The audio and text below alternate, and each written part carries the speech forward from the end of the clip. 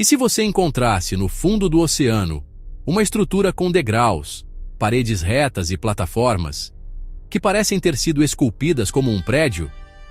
Hoje eu vou analisar o monumento de Yonaguni como um problema técnico, engenharia ou apenas geologia enganando o nosso cérebro.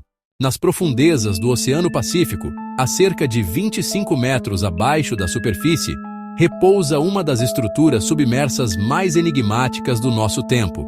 Essa formação fica próxima à ilha de Yonaguni, no extremo sudoeste do Japão, e foi identificada por um operador de turismo de mergulho, Kihachiro Arataki, no final dos anos 1980, enquanto ele procurava novos pontos para explorar com seus clientes.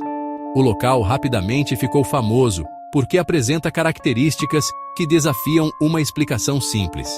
Estamos falando de imensas superfícies planas, ângulos retos quase perfeitos e grandes blocos de pedra que se assemelham a plataformas ou degraus de uma pirâmide monumental. A estrutura principal, conhecida como o monumento, estende-se por cerca de 100 metros de comprimento e 25 metros de altura. A sua aparência impressionante imediatamente levantou uma questão que divide especialistas até hoje. A frase-chave que define o debate é esta. Para alguns pesquisadores, como o geólogo Masaki Kimura, é uma estrutura artificial submersa, uma cidade perdida de uma civilização antiga, engolida pelo mar há milhares de anos. Para outros, como o geólogo Robert Schoch, é apenas uma formação natural de arenito, moldada por processos geológicos bem conhecidos.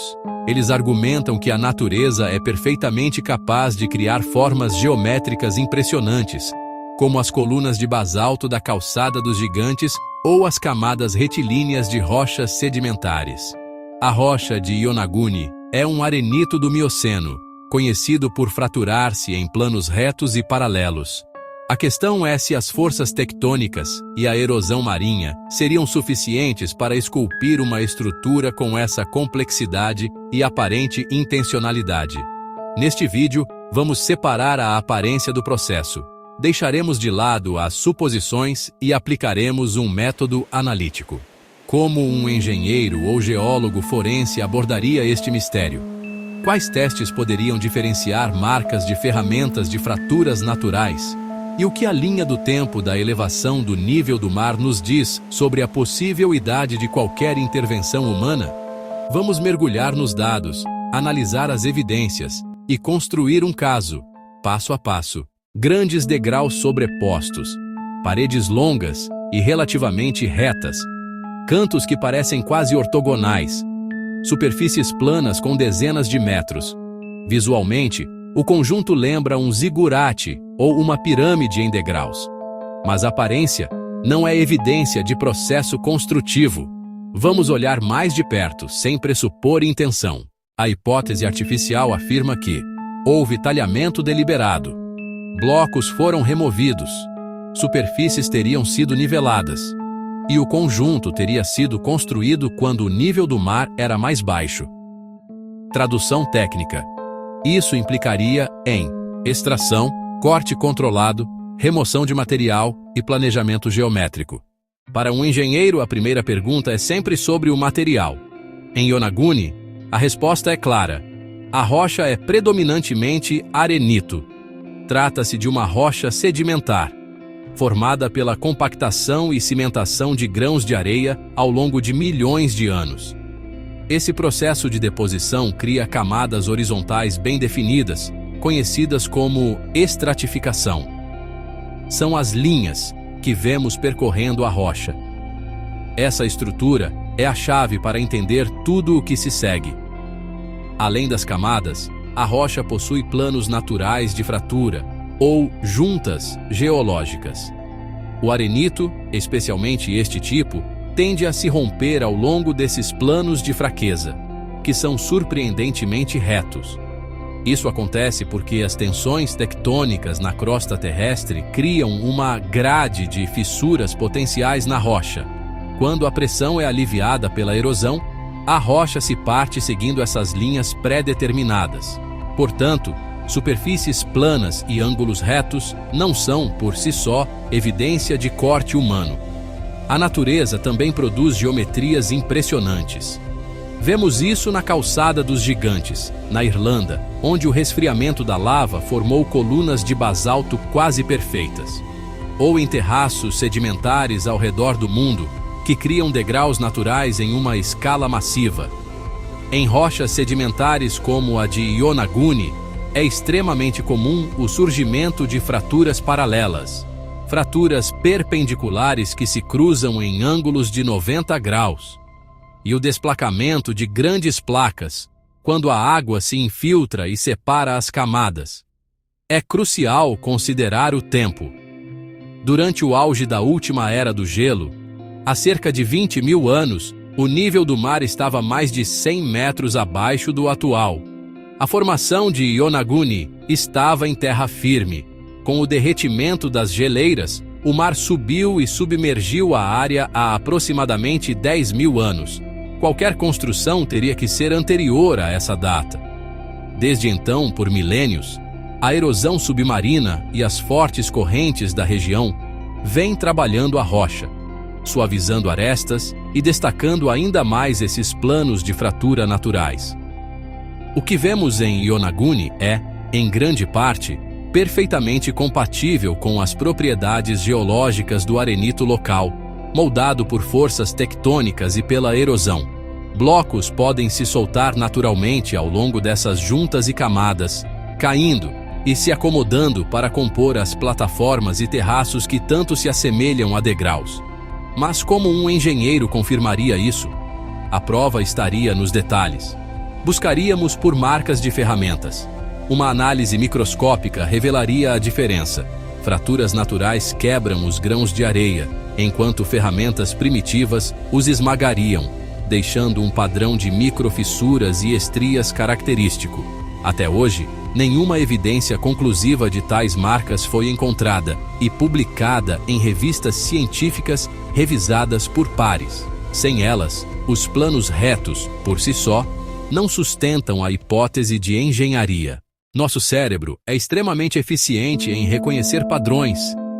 Chamamos isso de pareidolia. Quando vemos linhas retas, escadas e plataformas, automaticamente associamos isso à construção humana. Mas reconhecimento visual não é critério de engenharia. Engenharia exige evidências materiais do processo, não apenas semelhanças de forma. De perto, a irregularidade natural costuma aparecer. O nosso filtro mental precisa ser calibrado. Olhar técnico é disciplinar a interpretação. Se Yonaguni fosse uma obra humana, nós deveríamos encontrar marcas claras de ferramentas, entalhes repetitivos, simetria funcional, pontos de encaixe e evidência de remoção de blocos. E a frase honesta: até hoje, isso não aparece de forma consistente no sítio. Para entender Yonaguni, precisamos voltar no tempo, especificamente ao final da última era glacial. Cerca de 20 mil anos atrás, durante o último máximo glacial, vastas quantidades de água estavam presas em mantos de gelo continentais. Como resultado, o nível do mar global era drasticamente diferente, chegando a ser cerca de 120 metros mais baixo do que é hoje. Isso significa que a estrutura de Yonaguni, hoje submersa a uma profundidade de cerca de 25 metros, estaria completamente exposta, em terra firme. Essa é a premissa fundamental para qualquer teoria que sugira uma origem humana. Se a estrutura nunca esteve acima da água, ela não poderia ter sido esculpida por pessoas. Mas, e este é um mas crucial, o fato de a rocha estar fora d'água não significa, automaticamente, que ela tenha sido construída. É apenas uma condição necessária, mas não suficiente para provar a intervenção humana. A geologia nos mostra que a natureza é uma escultora surpreendente. Formações como a Calçada dos Gigantes, na Irlanda do Norte, com suas colunas quase perfeitas, parecem artificiais, mas são o resultado de processos vulcânicos e de resfriamento lento da lava. No caso de Yonaguni, a rocha é um arenito do grupo Yaeyama. conhecido por sua tendência a fraturar-se ao longo de planos de acamamento bem definidos.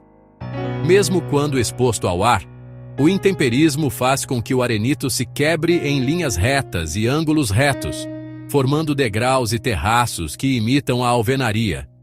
Depois, com o derretimento das geleiras, o mar começou a subir. Esse processo, chamado de transgressão marinha, não foi instantâneo.